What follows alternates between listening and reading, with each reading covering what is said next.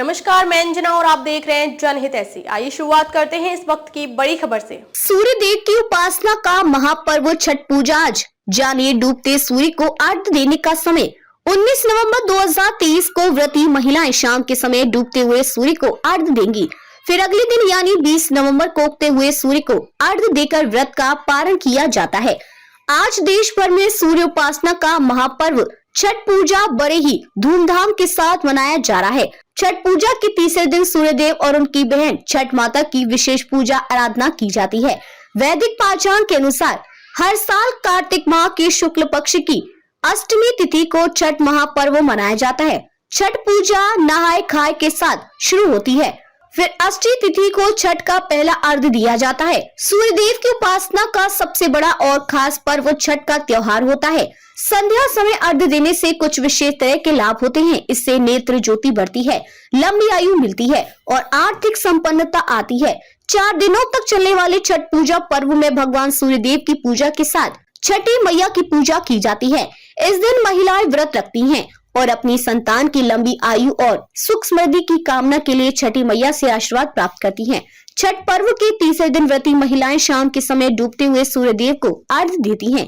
इसके लिए व्रती महिलाएं किसी पवित्र नदी और तालाब में कमर तक पानी में डूबकर सूर्यदेव को अर्घ्य देती हैं। वैदिक पाचांग के अनुसार छठ का तीसरा दिन बहुत खास होता है। इस दिन डूबते हुए सूर्य को अर्घ्य दिया जाता है। पाचांग की गणना के मुताबिक आज सूर्यास्त का समय 5:26 पर होगा। ऐसे में सभी व्रती महिलाएं सूर्यदेव को अर्घ्य इसी समय दे सकती हैं। छठ पर्व 4 दिनों तक चलता है। पहले दिन नहाय खाए, दूसरे दिन खरना, तीसरे दिन डूबते हुए सूर्य को अर्घ्य और चौथे दिन उगते हुए सूर्य को अर्घ्य देकर व्रत पूरा किया जाता है। छठ पर्व का तीसरा दिन बहुत खास होता है क्योंकि इस दिन डूबते हुए सूर्य देव को अर्घ्य दिया जाता है। धार्मिक मान्यताओं के अनुसार डूबते हुए सूर्य को अर्घ्य देने के पीछे मान्यताएं हैं। कार्तिक माह स्नान, पूजा और दान करने का विशेष महत्व होता है।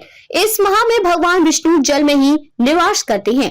वहीं सूर्यदेव प्रत्यक्ष देवता और भगवान विष्णु का ही प्रत्यक्ष रूप माना जाता है। इस दिन डूबते हुए सूर्य को अर्घ्य देने का मतलब है कि भगवान विष्णु सूर्यदेव के रूप और जल में भगवान विष्णु की अप्रत्यक्ष रूप से दोनों की साथ में पूजा की जाती है। अर्घ्य देने के लिए एक लोटे में जल लेकर उसमें कुछ बूंदे कच्चा दूध मिलाएं।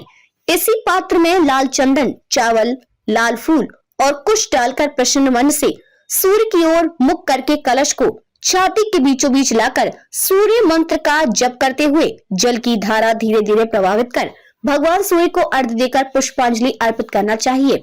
भविष्य पुराण के अनुसार सूर्य की उपासना से आरोग्य, ऐश्वर्य, धन और संतान की प्राप्ति होती है। सूर्य उपनिषद के अनुसार सूर्य की किरणों में समस्त देव, गंधर्व और ऋषिगण निवास करते हैं। सूर्य की उपासना गंगा नदी में स्नान या फिर घर में गंगा जल डालकर स्नान करने और भगवान सूर्य की आराधना करने से जाने अनजाने शरीर, वचन, मन, पिछले और वर्तमान जन्म में किए गए सभी प्रकार के पाप धुल जाते हैं।